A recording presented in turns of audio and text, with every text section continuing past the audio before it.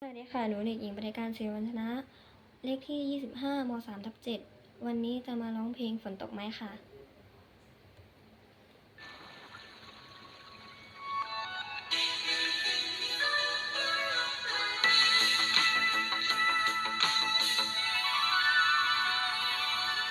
ฝนตกอีกแล้วคืนนี้คงรอเป็นคืนไหนฉันจะใช้ชีวิตไปแค่ผ่านไปเท่านั้น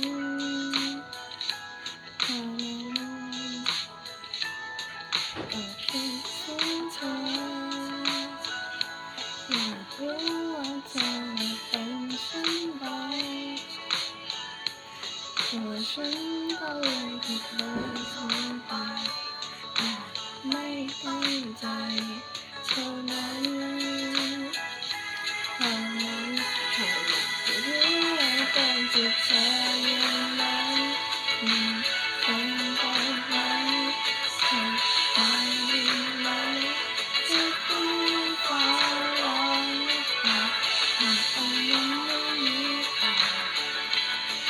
ร้องฉันพร้อมจะไปเพื่อฝนตกลงมา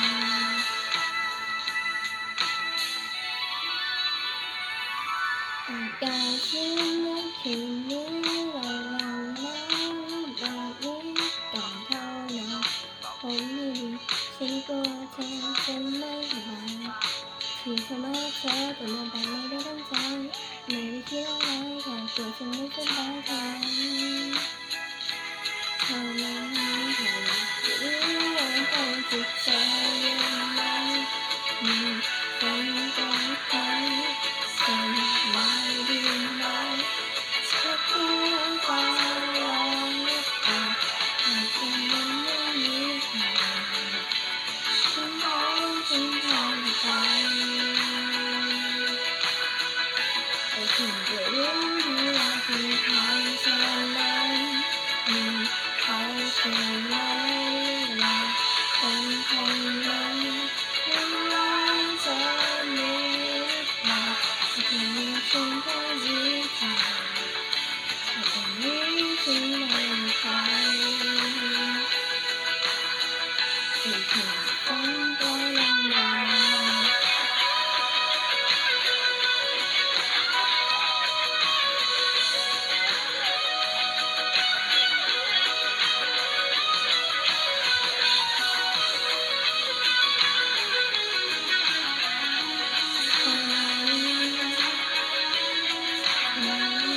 อยากจะรู้ว่าต้องจะใส่ยังไงฝนตกไหมสบายดีไหม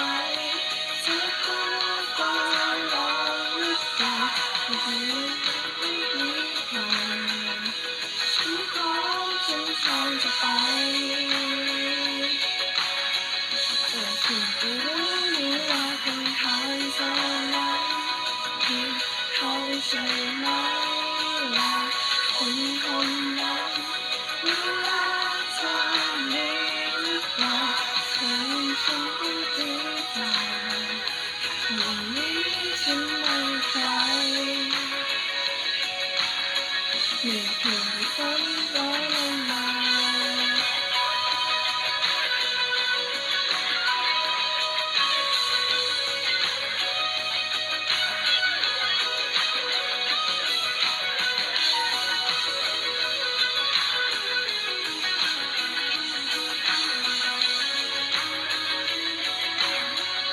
มีเพียงฝนร้อยลงมานะคะ